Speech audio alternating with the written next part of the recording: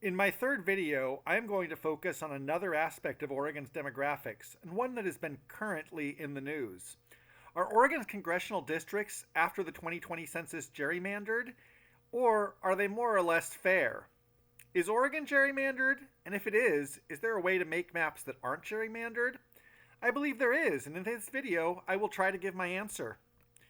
Some parts of this video will touch on partisan subjects. Some of it will be very detailed about demographics. I will try to make it as entertaining and non-contentious as possible, but be warned.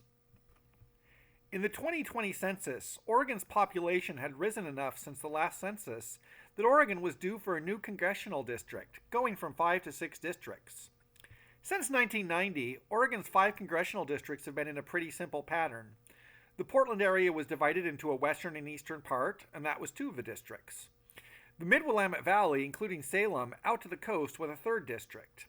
The South Willamette Valley and parts of southern Oregon and the Oregon coast with a 4th district. And most of southern Oregon and all of eastern Oregon with a 5th district. Although there might be some dispute about where the exact lines were drawn, the area made geographic sense. Adding a 6th district disturbed this equilibrium. In the summer and autumn of 2021, after the US Census had released its detailed maps, the Oregon legislature drew maps for US Congress. This went through several phases of negotiation, and the Democratic-controlled state legislature finally put through a plan. It was signed into law by Governor Kate Brown, but was later challenged by the Republican Party. Currently, courts have upheld the plan, and barring any future legal problems, it looks like this is going to go into effect. The Republican objection is that the map divides the liberal Portland area into 4 separate slices, combining left-leaning parts of Portland with more rural areas. It is not a totally baseless complaint. But let's look back at something I talked about in an earlier video. While I disputed the myth that 50% of Oregon lives in Portland, it is true that over 50% of Oregon's population lives in 4 counties. The 3 counties of the Portland metro area and Marion County, home of the state capital, Salem. Since Oregon has 6 congressional districts, it is unavoidable that this area would have at least 3 of those congressional districts. In addition, as discussed in my video, 75% of Oregon's population lives in the Willamette Valley, plus Deschutes County. So even more of these congressional districts are going to include parts of the extended Portland metropolitan area. The approved congressional map has 6 districts. One includes the west side of Portland and its suburbs out to the coast. The other includes the east side of Portland and its suburbs out to Hood River County. Another includes Salem, its western suburbs, and some areas of southwestern Portland. A 4th includes Eugene, Corvallis, and small sections of southern Oregon and the southern coast. Another includes southern Oregon and almost all of eastern Oregon. And finally, we have the newly created district, a district that includes a small part of Portland, most of suburban Clackamas County, much of rural Marion County, Lynn County, and Bend, Oregon, in Deschutes County. This last district has been the most contentious one, combining parts of Portland with rural and suburban areas of the Willamette Valley, and then also attaching it to Bend, which traditionally has been considered part of eastern Oregon. I am not naive, and it is easy to see the political advantages to the Democratic Party of adding a small part of Portland to more rural areas and connecting together unrelated areas. This might seem like gerrymandering.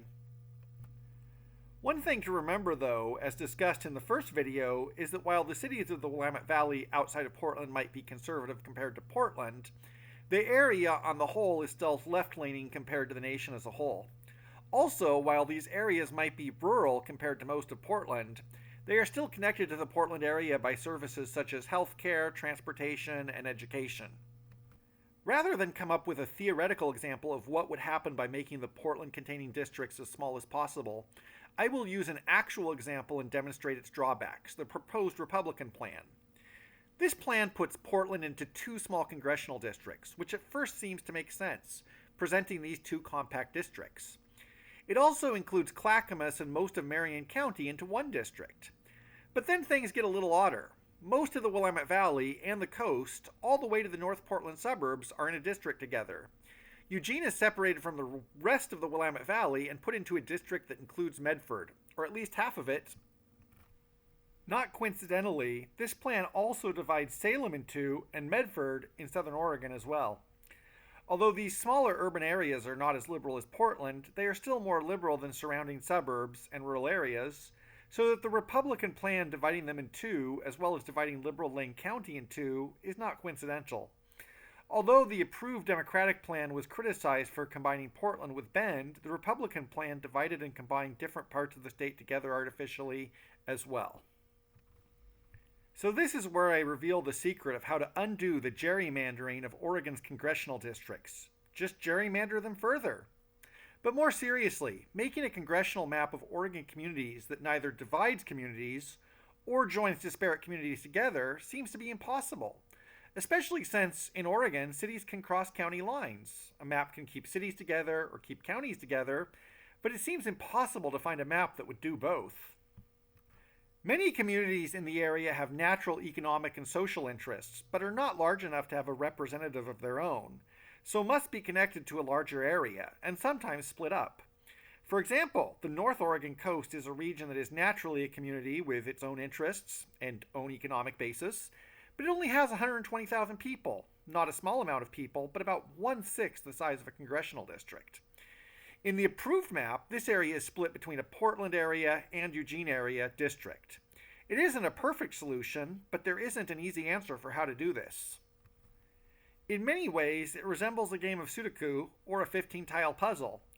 Every possible move, even simple ones, involves rearranging things in an unrelated place and causing a host of unrelated confusions. For many states, one of the main factors in redistricting is the Voting Rights Act, and the decision, codified in the Supreme Court case Thornburg versus Gingles, that the rights of minority communities should be protected in the district-making process. Oregon does have a substantial minority community in the form of Latino voters. The amount of Latino voters in Oregon is substantial enough that they would have their own district, if they were in a geographically compact region. In many states, such as Michigan, minority voters are concentrated in urban areas, and these usually form a congressional district. However, in Oregon, the Latino population is not substantially higher in Portland than in other parts of the state, and in some cases, it is lower. So this has not been a factor in Oregon's congressional reallocation. In conclusion, my own opinion is that while the new Oregon congressional districts do have some flaws, and I am not naive to the partisan nature of their creation, there's been no explanation of how any possible map could avoid some of these problems, and other proposed maps seem to be just as flawed and for just as partisan of reasons.